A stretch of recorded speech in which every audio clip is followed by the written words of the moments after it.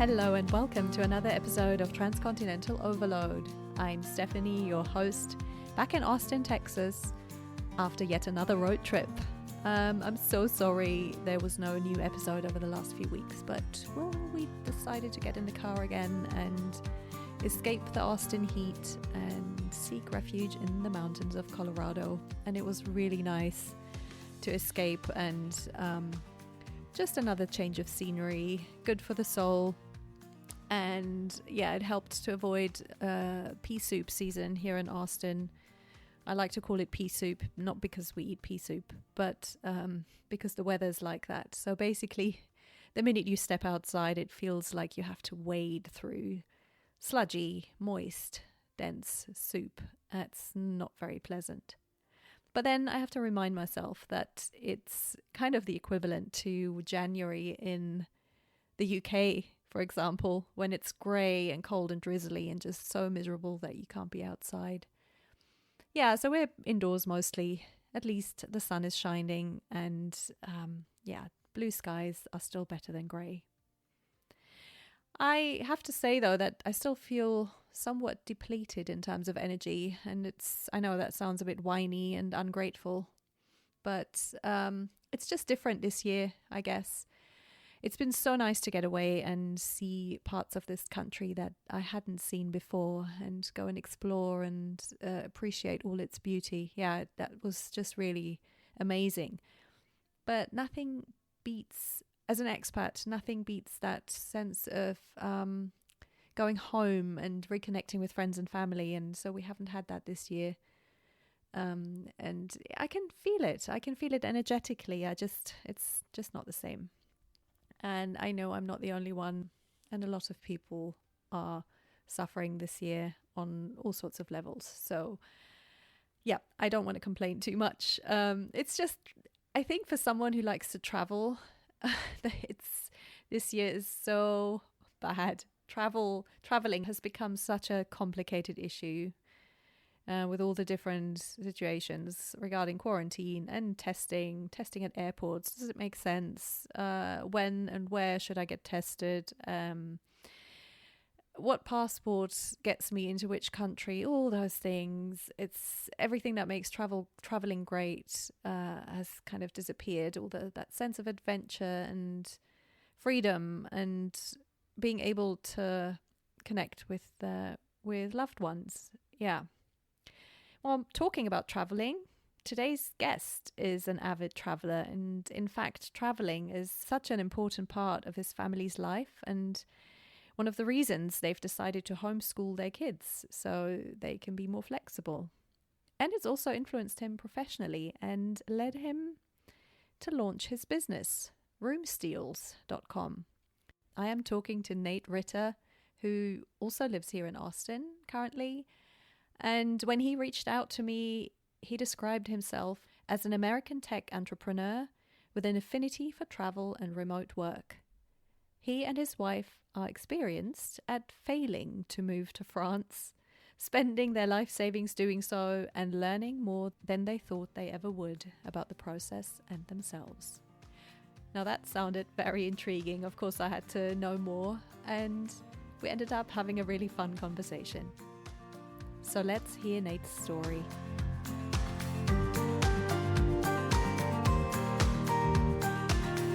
Hi, Nate.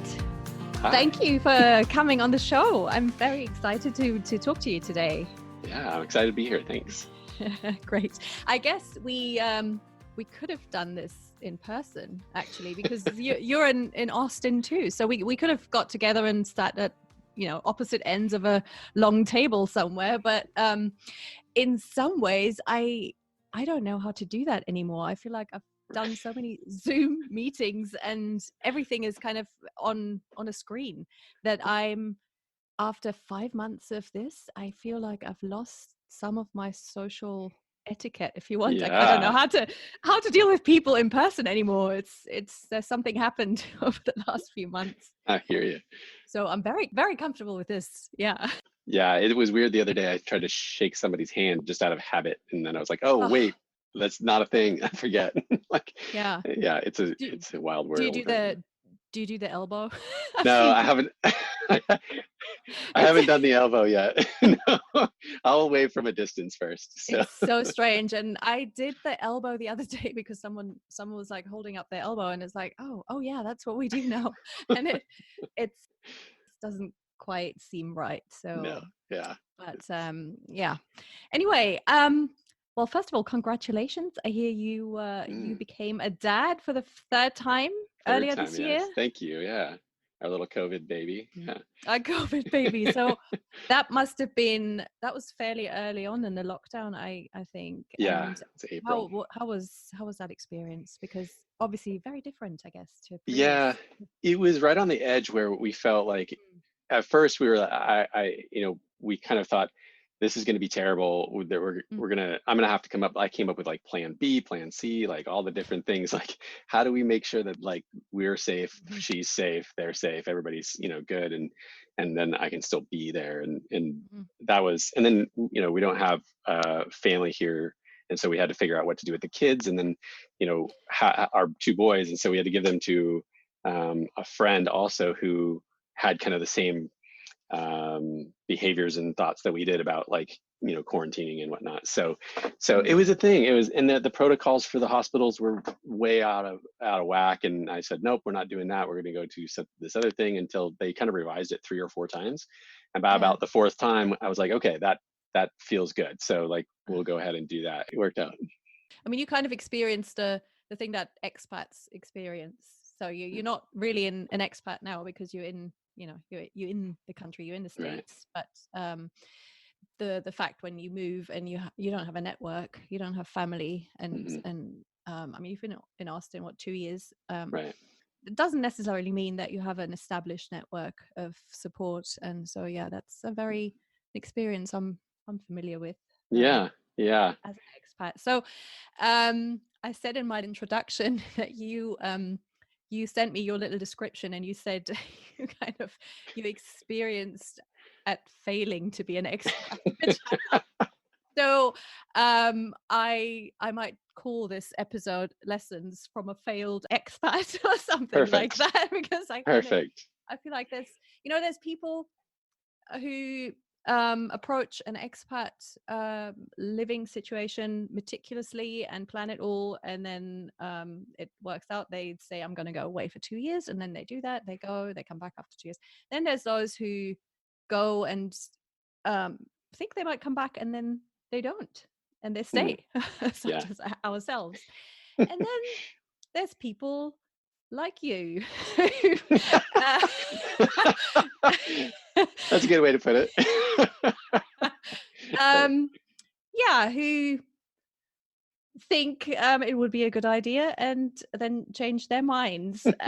So Mm, why don't you tell us a little bit about your failed attempt? And I don't want to say failed attempt because it's every experience with approaching a move, living abroad, learning a language, anything, even if it doesn't last as long as it was, as planned, mm, is not really a failure.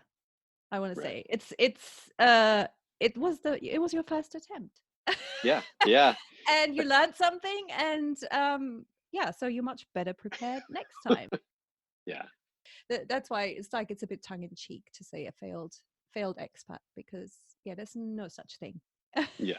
Yeah. No, it was good. I mean, it was, and I agree with you. And that's the way I think of things too. Like, Mm, I say failed because it's kind of like it's fun, kind of funny. Yeah. it's fodder, it's good. It's good for the Ab- marketing or whatnot. Absolutely. Well, so let's start at the beginning, and let's just why don't you tell us a little bit about yourself and where you were born and what made you decide to become an expat? Yeah, sure. So, yeah, I guess, so I was born and raised in Washington State, the northwest part of the United States. Um, and most of the trips that we took as kids, we just were camping. We didn't have a lot of money. We didn't go to a lot of hotels. We didn't, go very far outside of the area. So we just kind of did a lot of experiential things. We did fishing and camping and all the kind of fun things that I guess that I remember as a kid. That was my Mhm. experience of travel for the most part.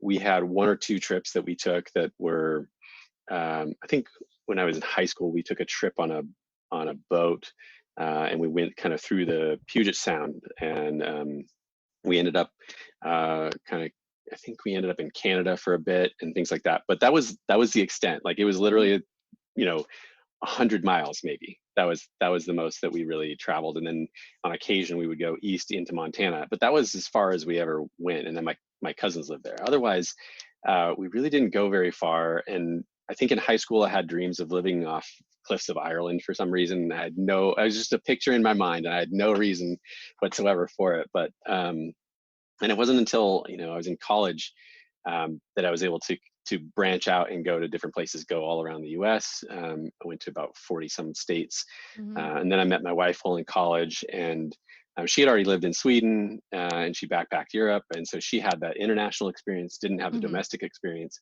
So we talked a lot about the differences between those things and what that traveling was like, for her versus for me, and I think we both just really resonated with trying to go and see other cultures, and I didn't have that chance yet, so I was dying for it, and she was like, I really want to take you and Mhm. show you this stuff because it's an Yeah. amazing experience. So that Especially was with, yeah, when we especially started. Yeah. with Europe, right? Especially with Right. when just looking at the United States and just looking at the distances and how big this country is and how long it actually takes to, if you wanted to go to all the states and experience it all in a different.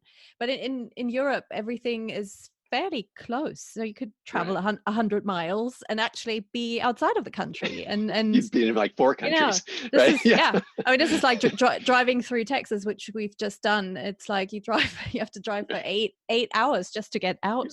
And Right. I think Europe just has that very special appeal anyway, because and then you have all the different cultures Yeah. that you can easily go to, and then yeah. Yeah.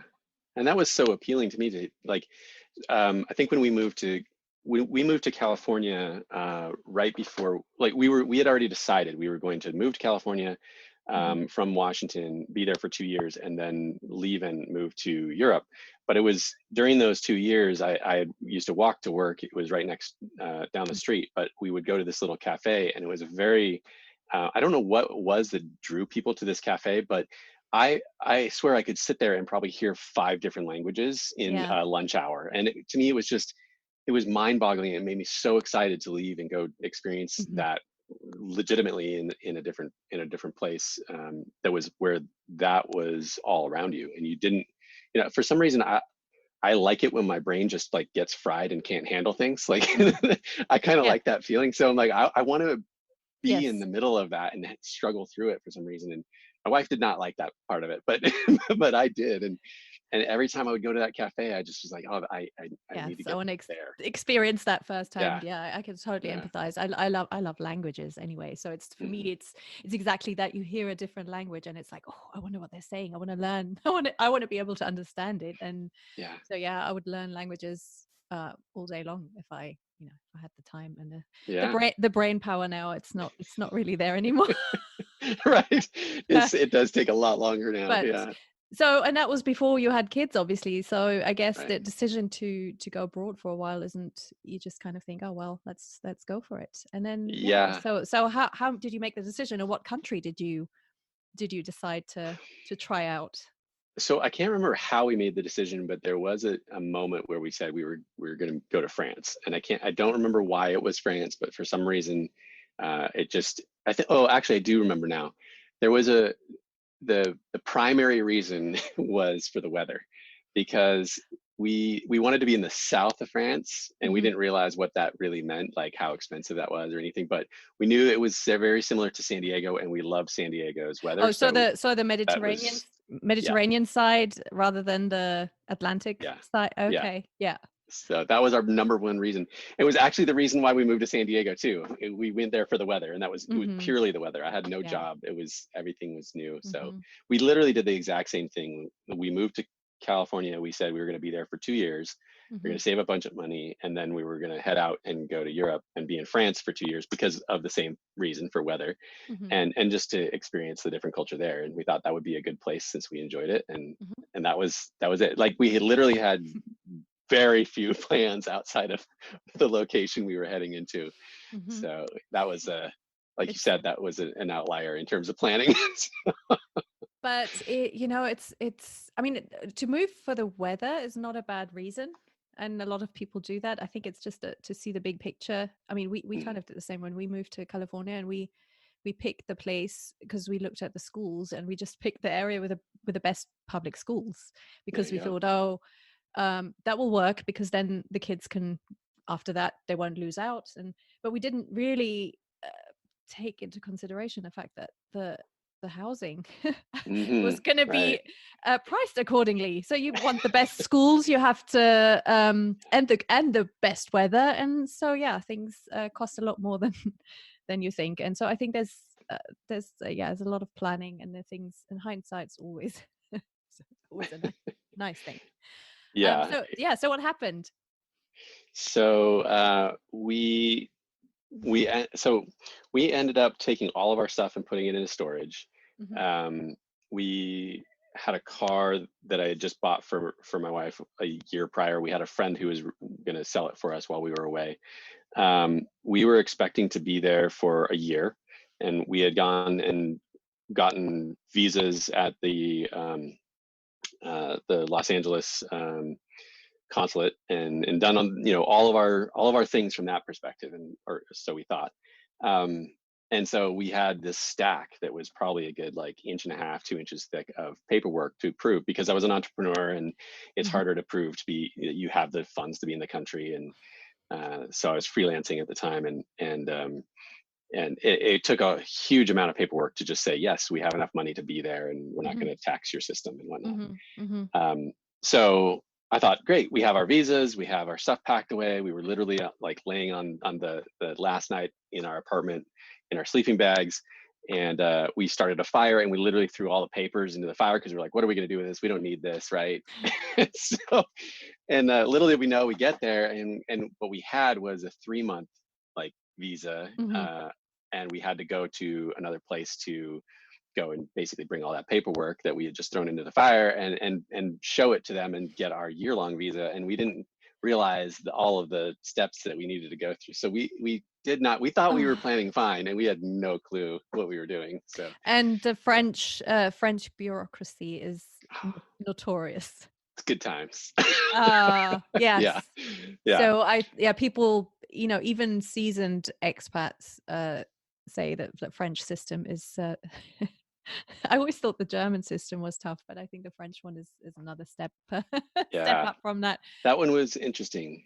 Hmm. Yeah, that one actually, it's interesting because I think the thing that I didn't realize that was really strange to me, and I think this is a good tip for anybody who's listening, is especially in the French system, is you have to do anything in France, you have to have a French bank account. Like, and I mean anything in terms of like subscriptions. So Hmm. if you are paying your rent, anything that's monthly basis, your rent, your phone, your internet, even a cell phone, like whatever, anything that's going to be relatively inexpensive, unless you want to buy those really expensive, Hmm. SIM cards for travelers or whatnot. Um, all of that has to come out of your French bank account, not Hmm. any bank account. Hmm. And we didn't know this. And so another funny story, we walked in and said, I was paying for the SIM card for data, and it was just exorbitantly expensive. Yeah. I think I went through like, by accident, I got an email with some photos on it, and for a place that we wanted to stay. And it was like, I don't know, a couple megabytes. It was like 3 megabytes or something like that. I mean, it's tiny, but we ripped through like $300 worth of that SIM card just in an instant. Yep. And we thought, okay, well, we got to fix this. So we went to the store, and I took out cash, and I was like, look, here is an entire year's worth of the phone. And they were looking at me like I was a drug dealer. They're like, get that out of my store. And I was like, but literally, like, you can cut off my minutes. Like, you can do whatever you want to do. Just take my money and give me the phone and the plan, so I don't have to pay this Yeah. crazy rate. And they're like, no, no, no, that's not how it works. And it was in that phone store that I learned that we had to basically do, if Mhm. similar to like an ACH withdrawal every month Yes. from our So it's French a bank account. standing order kind of thing that they Yeah. can. Yeah. And so the hard part was, I thought, okay, well, how do we go get a bank account? I thought that's easy in the US. So we went to try and go get a bank account. And they said, well, you have to prove that two things: you are who Mhm. you say you are, and you live where you say you live. Okay, that should be Yeah. easy enough. Here's all our passports. And I'm like, no, no, no. It's got to be much harder than that. So they sent us back, and what we ended up having to do, we couldn't we couldn't get a place to rent because we couldn't get a bank account, and we couldn't get a bank account because we didn't have a place that we were renting. Yep. So, we had to go around the system, and we ended up renting a place from somebody in the UK, and we paid them via PayPal, and then they were able to switch the address. And that was the trick. But we still had all these other things that we couldn't figure out. We ended up not being able to get the bank account. And so we just ended up spending a ton of money on, it's Oh, effectively that's like a visitor's type of so thing. So so disappointing. I mean, there's yeah, always this it's the loopholes and finding those solutions, which also is something that it's a good experience to be inventive and yeah, flexible. yeah, But I guess in the long term, that really wears quite thin. it does. So Yeah, it's I can only every time. imagine the because it's I mean all those bureaucracy related things are so draining anyway, Mhm. especially it's like at the beginning when you just don't know and then you don't necessarily know the language. Right. How was that? How was your French? Well, we try to do the smart thing and take classes and all that kind of thing. And we thought, oh, we did well in the class, but I mean, it was very beginner kind of thing. Like we were, you know, I would say that my wife had better French than I did when we started, but didn't like to practice, and she didn't, she was embarrassed to work with people. Mhm. And I had terrible French, and I didn't mind, like, so I would be at the bus stop talking to grandmothers about Mhm. whatever, their son's photos or anything. Didn't care. I'd listen and talk to anybody. And so eventually my French did get better, but it was really, really difficult to speak to anybody in an official capacity, Mhm. because it was almost always, to be understood or to understand them had to be in their language. And it makes sense, right? But we were young and dumb, and we didn't know what we were doing, and just trying to get by, and I think we had high hopes of living in a place and going through the process, a Yeah. very in-depth process, but we were too young, and or I would say too naive to really think that there would be that much process involved. We thought it would be much easier because in Mhm. the US you can go run around and do all kinds of things pretty easily, at least as a citizen. We had no idea what it would be like if we weren't a citizen. Yeah. And I So, think it's that sense of expecting the unexpected that you just don't necessarily have when you kind of young and you embark on this without that much planning. You mhm, just assume certain things are you can, because you're used to something working and something yeah, being made easy. And yeah, it's mind blowing sometimes to say, it's like, why can't they do it that way? And right, and yeah, goes the other way around too. I mean, it's I think it's just what moving to another culture it just yeah, does. It's and then getting that sense of acceptance. Okay, we just have to deal with things in a different manner. But yeah. yeah, I can imagine. And Oh. it was interesting too, because I talked to a friend who was from France who came here, and he said, I tried to do the same thing and Mm. had the same problems that you experienced. And I was like, wait, but we're really easy. And he's like, well, you're a citizen. You have to remember. And so just breaking out of that Mhm. like mindset, I mean, it opened so many different Mhm. perceptions in my eyes. I was like, oh, okay, well, this is not going to be as easy. There's a Yeah. whole lot more things to look at and to take Mhm. into consideration before we jump to do Mhm. the next thing. But it didn't stop me. In fact, it made me want to do it even more. All the Yeah. heartache that we went through, all the troubles, I still wanted to get back and go do it again. Mhm. And so yeah, so we've been thinking about it and planning about it for a long So time anyway. So so how long were you there in so total? we only ended up being there for 3 months. Oh. Oh. Um, yeah, because we had $30,000 that we ripped through in 3 months, Oh. and it was insane. It was incredible. Yeah. And we didn't really realize, like, we had saved for 2 years to earn that money, and we were both working professionals, so that was a good chunk of change. And then to Mhm. get there and just Mhm. see that just go so fast, and we're like, oh my goodness, how do we handle What this? Like, what do we yeah. do? So and my contracts, part of the problem was because I couldn't get internet, I couldn't get a place to stay, I couldn't get all these things, all of my freelance contracts dried up. And so I didn't have the income that I was hoping to have. And so we were literally living off of savings the whole time. So you were expecting to just work remotely and Mhm. that not being an issue, and then it was. Yeah. So, Yeah. Yeah. oh my God, that's just because if there's no perspective and you can't see how it's going to change, then yeah. Oh my God, but Right. yes, wow, it's a lot of money in three months. It was a lot. It was a lot. I still, Yeah, to this day, I look back and go, man, like, what if we would have saved that and like yeah. figured it out and then gone? Like, we would have Hmm. saved ourselves so much more money. Hmm. But So, what was there yeah, anything that you were expecting though when you moved? Certain things that you expected to be difficult, and yeah. that were difficult or were easier. Yeah, I think the language was way harder than I thought it was going to be, Hmm. which was fine for me. I thought it was more fun that way. Yeah. I think that was hard for Tilly. Mm. But like I said, I liked talking with people at bus stops and parks. I talked with old Hmm. guys who were retired at the Boole Park, and Hmm. I learned my first swear words from them. So it was great. So, That's very good. Always useful. Yeah. yeah, yeah, you could tell what they were saying when they were talking trash to each other, and Yeah. it was pretty entertaining. So, and they wanted me to join in, and I'm like, I don't understand, but I can say that word. So, Yeah. That's cool. yeah, so I think that one was tough. Do you have any funny language stories? I love funny language stories, like mispronunciation or just misunderstanding. Linguistic misunderstandings are the best. Oh yeah.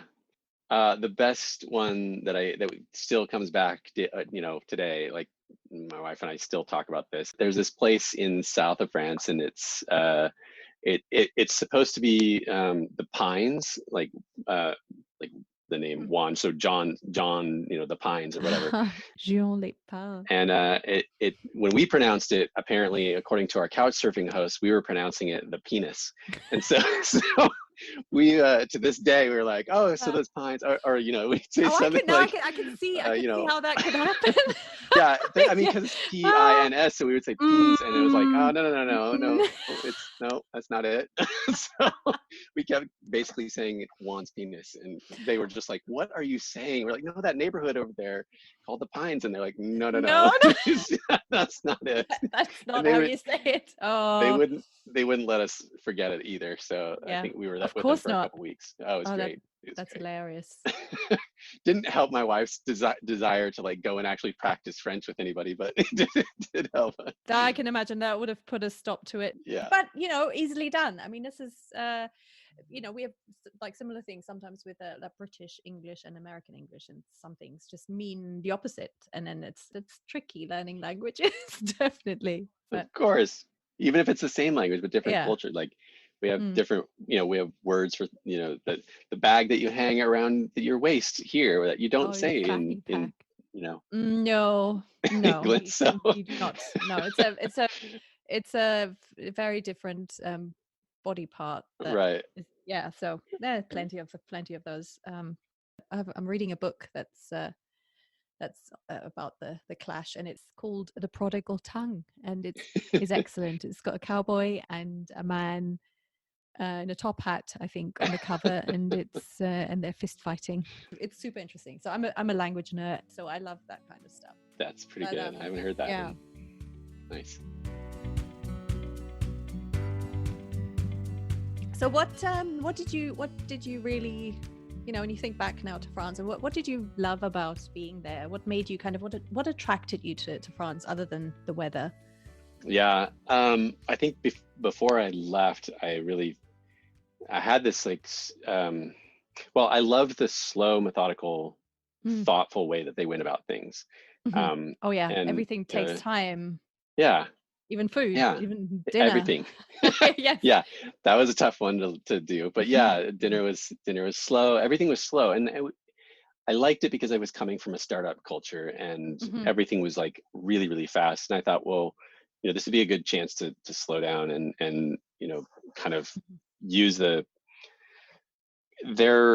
I guess I don't know if they have a phrase, but it's just kind of like the cultural vibe. Like life is to be lived and it's to be enjoyed and not run Mhm. through as fast as you can. And you sit and you think about the consequences of your actions and not just like barrel through and then figure it out later.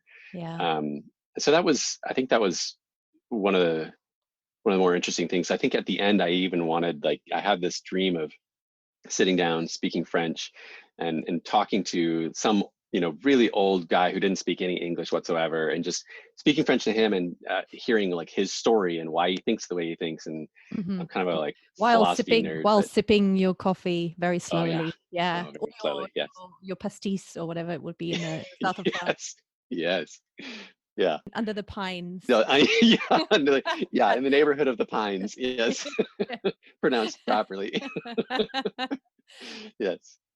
And so what did you not like about France? I mean, other than the obviously the the bureaucracy and but what just really Yeah, anything uh, that really annoyed you? that they were slow and methodical and thoughtful in the way that they went about things. So, yeah, I mean, it was a it's a double-edged sword, right? Like, you like Yeah. this the slow, thoughtful process, but there's Mm, also it takes them forever to do a bunch of stuff. And I think that's getting better. They're getting some startup culture. They're getting some mhm, movement, but they're, it's an ingrained cultural way of doing things, and it's okay, and not just okay, but it's a better way in their mhm. view. So I think that was it. I mean, dinners was like the perfect example of that, because it's like it didn't start till 8, went till midnight, and we were dying the first like week or two that we were there. We were literally like in the bathroom, like slipping granola bars and munching, because we didn't want to offend anybody. We were just so hungry by like 6 o'clock, but everything took forever, So it was, which we ended up really enjoying, and I actually miss a lot of that today. Mhm. Um, but yeah, I think that annoyed me back then. Um, But yeah. yeah, they do that. They do that. They take the summer off, don't they? And then everything closes in the summer, and then God. to an American tech startup entrepreneur, it must be like, oh my god, I Right. can, yeah, like Yeah, I complete only want to change. say that I like that when I'm in Hmm. it and a part of it. Like, Yeah. I'll totally agree with everybody who's doing that, as long as I get to Mhm. be a part of it. But if I'm the only one running around, like, got something to do, and nobody else is there, Yeah, it'll annoy the heck out of me. Yeah. totally. Yeah. So you're not put off by Yeah. France. You would give it No, another go, or definitely. do you think you'd like to try another place possibly?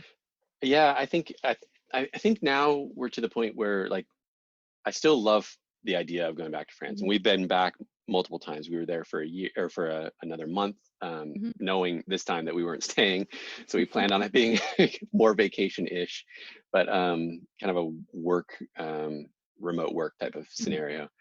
Um, but no, I think there's a lot to be seen, right? So the world's a big place, and I realized that I was showing my boys the globe the other day, and I was like, okay, so here's Paris, here's where we were, here's where they were, here's where we used to live, and here's all the different places that we're talking about going.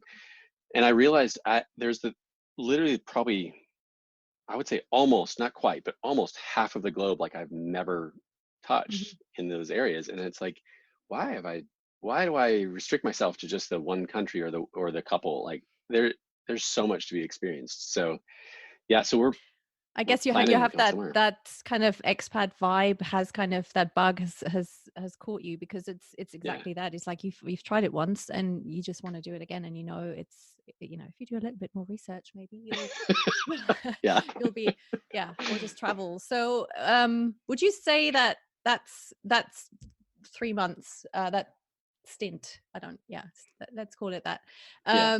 has influenced your outlook on life, and on how you're gonna live your life?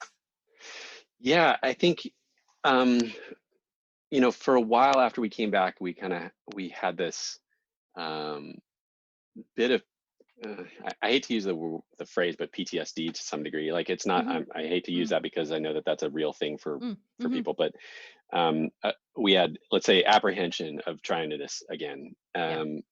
We knew we wanted to, but we just didn't know how to do it right. And so we knew exactly how to do it wrong.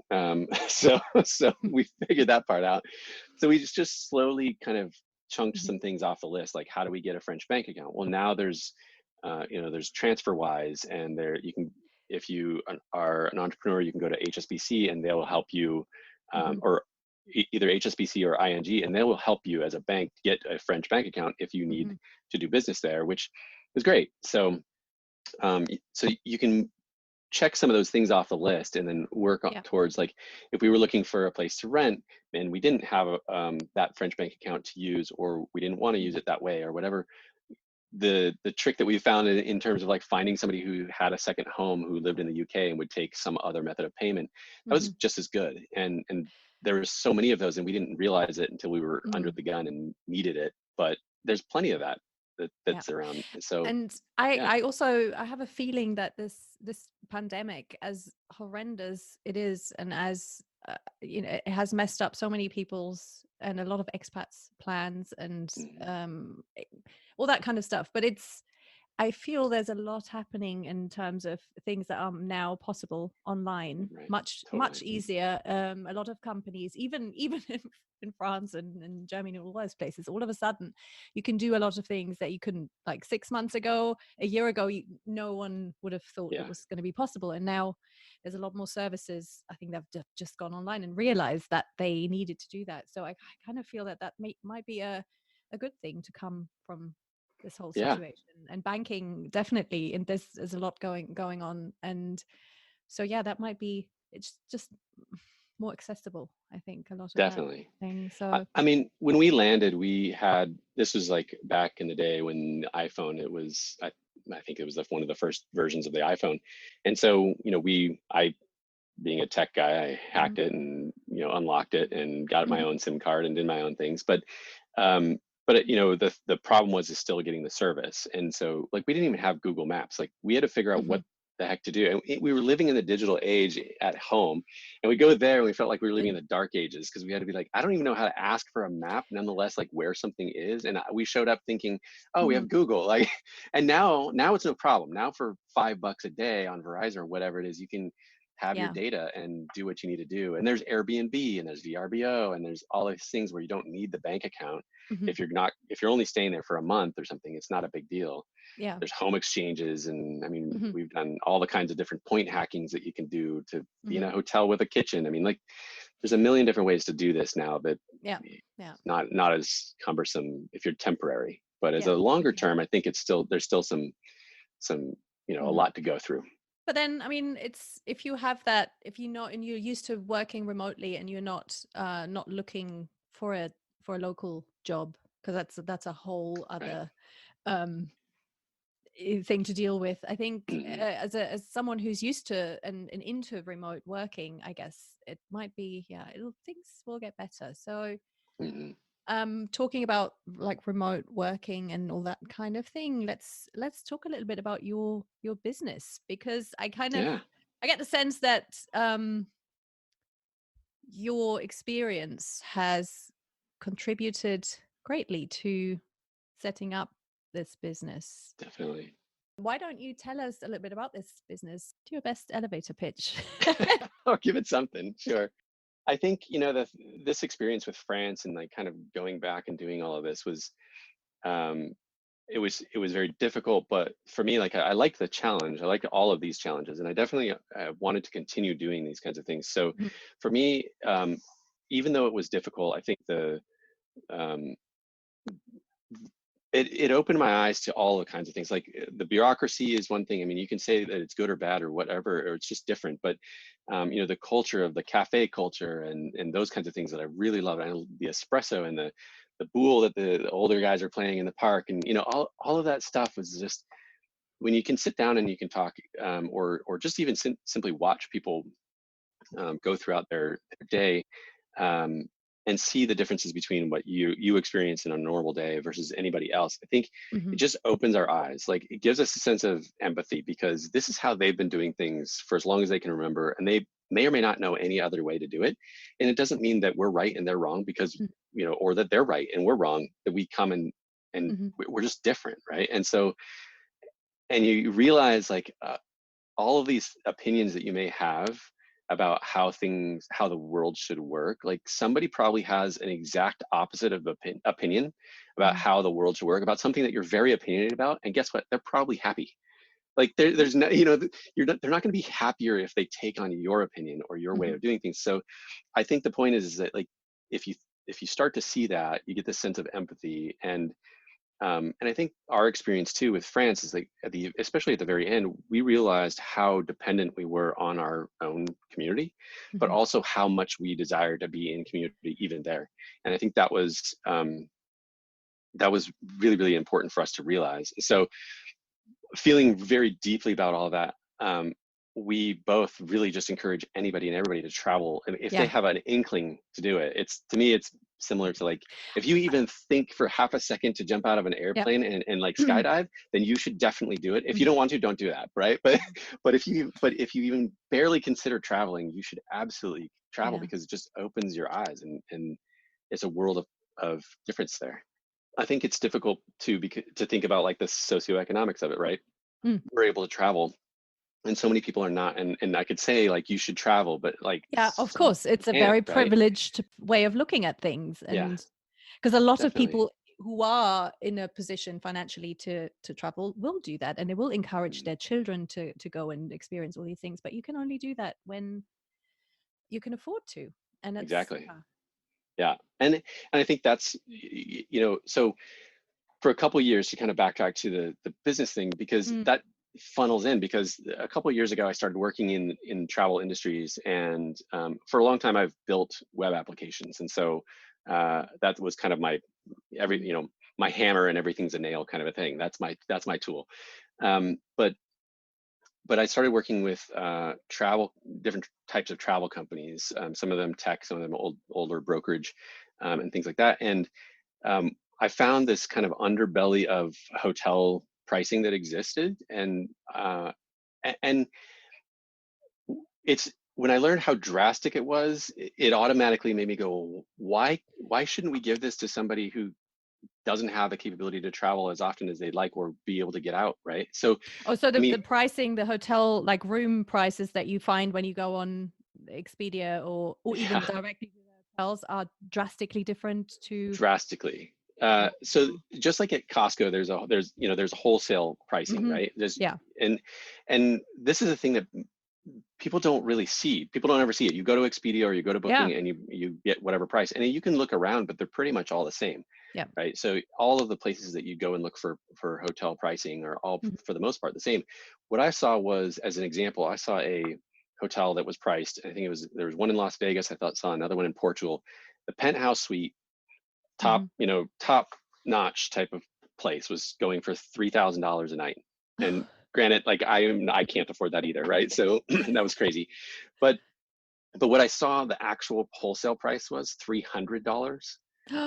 And I was just blown away. I was like, wait a minute. Like, not saying that that's Yeah. affordable travel, but if that's the difference in possible pricing that's out there, I mean, for something that, let's say it's a $300 hotel and $100 or $50 would do it Yeah. for you. I mean, like, if those prices are available, we should be able to see this. And it's amazing to me that we've never been able Yeah. to access it. And I thought, and so I started asking around, like, are we like, can I book that hotel? And they're like, yeah, sure. Like, it's a wholesale rate. And I'm like, wait a minute. Like, why am I the individual only, why do I get access to that, but nobody Yeah. else does? And I thought that was just insane.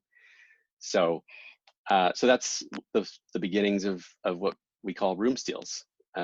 We've started opening it up and there's this exclusivity that's required and there's this reason why we can't show rates with everybody else like on Google and things like Mhm. that. There's these agreements in the industry, but blah blah blah. But the point is, like, we have to, because of their agreements in the industry, we have to Mhm. keep it behind closed doors. So Mhm. for that reason, we have to require a sign in and a login. But once you're signed in, Mhm. we show you the real rate, the lowest possible rate we can possibly find for you. Okay. And sometimes they're very drastic and sometimes they're not. It's all supply and demand. But giving somebody the ability to see what the real rate is and what the Mhm. difference would be if you were booking somewhere else, to me, is it just makes it so much more like tantalizing. Like, you want to go travel if you can afford that kind of Yeah, thing. absolutely. Right? And you will So, probably if you think you can stay at a hotel for 10 nights where normally it would have been two yeah. nights, and then that way just that stops you from going. And that's the other thing too, is the hope is that they'll stay longer, right? We like to Yeah. slow travel. We'll go for a month, Yeah. and I'd love to give people the ability to do that as opposed Yeah. to, I've got my 1 week that I can do kind of a thing. And that's also staying longer. It just makes you, it's so nice to go. This is so un-American, right? This very un-American way of travel, to go somewhere for 4 weeks. Oh my God, no Yeah. one, it's and that's the only way to experience a place properly and to actually get some rest as well. Yeah. It's a completely different ball game, rather than going somewhere and like, we can only do 10 nights, so we have to make the most of it, and we'll like one night here and then Yeah. travel and again, and that's always baffled me about the typical cliche of the American in Europe trying to go and do Vienna, Right. Berlin, London in 4 days, and you think, whoa. And it's like, no European would travel like that, and they do. My friends do this. They rent a place for 3 weeks and stay there the whole Yeah. time. But Yeah.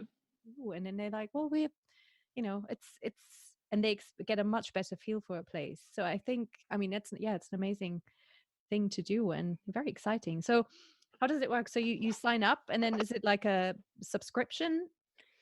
Yeah. So what we do is we the easiest way to do it is to go to roomsteals.com. There's at the top there's a Mm-hmm. thing, a link for the Chrome extension. So if you use a Chrome browser, you Mm-hmm. can click on that and go install the extension. And then when you go around and you browse anywhere else, like, so if you're looking for a hotel and you go to booking.com or Mm-hmm. Expedia or hotels.com or Google Hotels, those are the four Mm-hmm. sites that we currently support, and all their like international variations as well.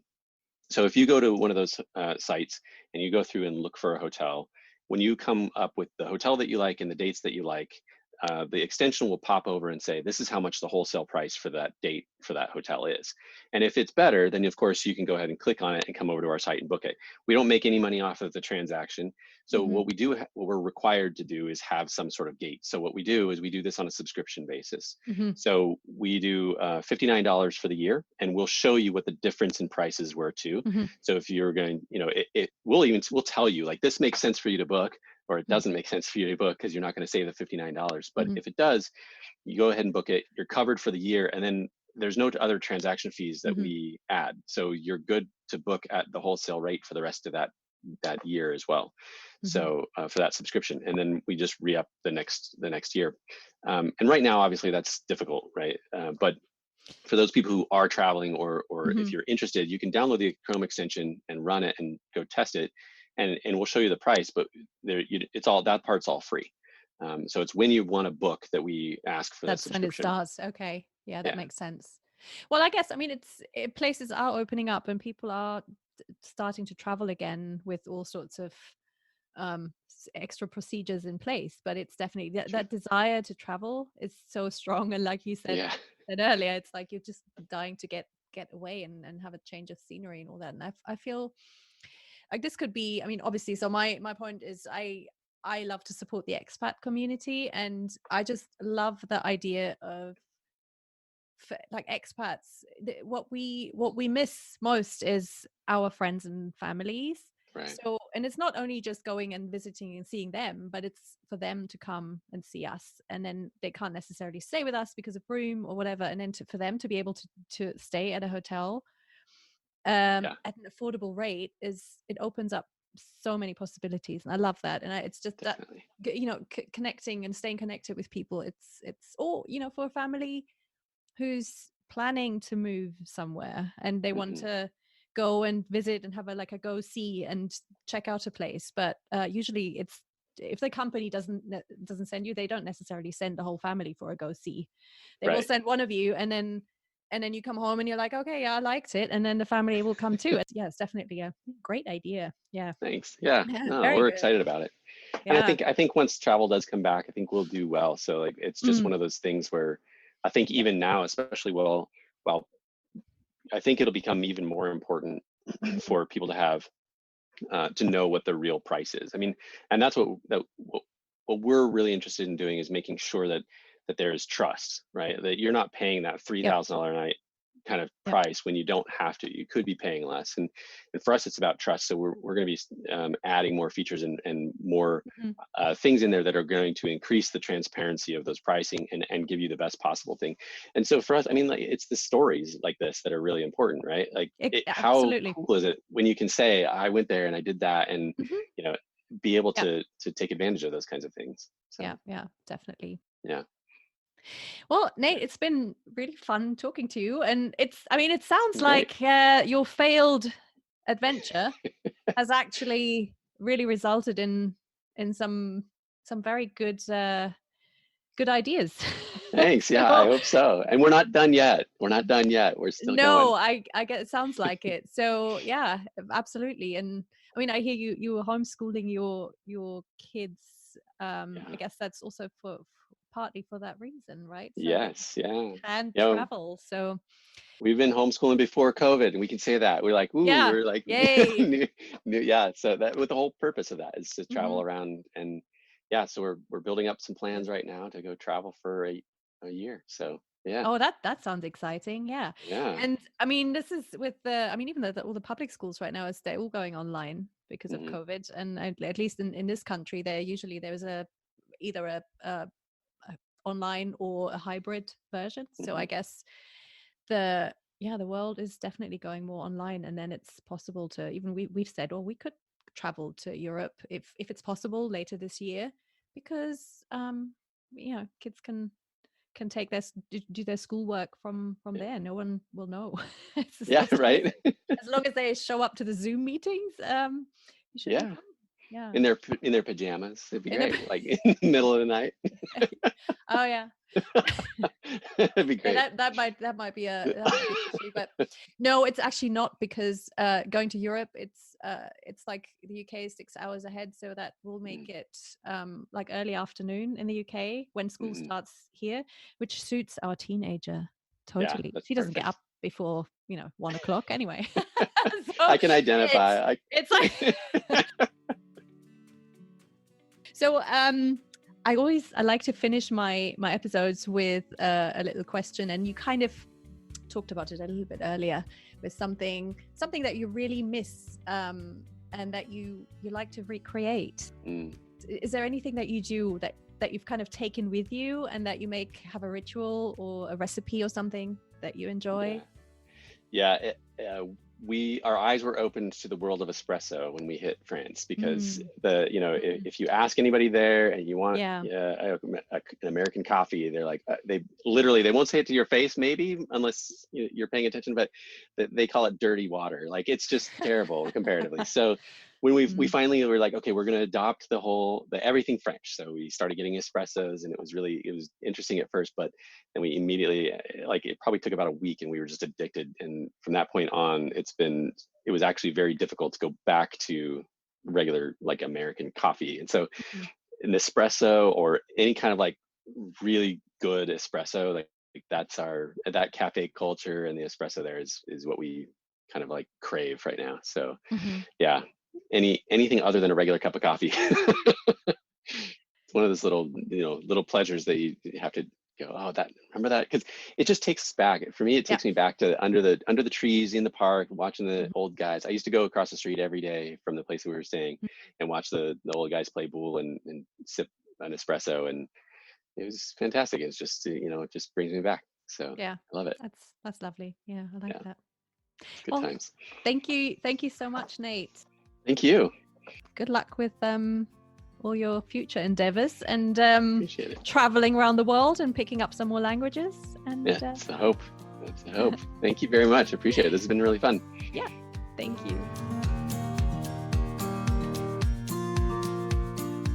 So that's it from me for today. I hope you enjoyed Nate's story. Maybe you were shaking your head in disbelief. Maybe you felt understood. And maybe even encouraged. Not all expat stories are success stories, and not everybody gets it right the first time. In fact, I think very few people do. It's pretty normal. And we really need to hear that. We need to hear the realities of expat living It's so important to know that it's hard and needs a lot of preparedness and resilience. And what's even more important, though, is to hear that a negative experience doesn't necessarily mean that you should give up. As we said in our conversation, each failure can lead to something new and exciting. So make sure you check out Nate's website, roomsteals.com. It's such a great concept. And as expats, we know how much we love to travel and to just be able to get on a plane and go and see people, or to have our friends and family come and visit us in our new countries to experience some of it with us. And I think to know that you can do that at a much lower price point is really amazing. It's been almost 6 months since I launched the podcast. Can you believe it? Today's episode was number 13. I'm quite surprised at that myself. I have some very interesting episodes coming up in the next few weeks and months, and I can't wait to share them with you. So please don't forget to subscribe to the podcast so that you get notified when a new episode is coming out. Of course, you should also subscribe to my blog and check out my website, transcontinentaloverload.com, which has just been updated and now features a few new things, so more pictures and things like that. And of course, I'm always looking for people to come on the show and talk to me. So if you are interested or if you know someone who is, then please get in touch. You can contact me through the website. I'm also on Facebook, transcontinentaloverload.com, and I'm on Twitter and on Instagram as overloadedsteph. And in the meantime, stay safe, keep wearing those masks, and see you next time.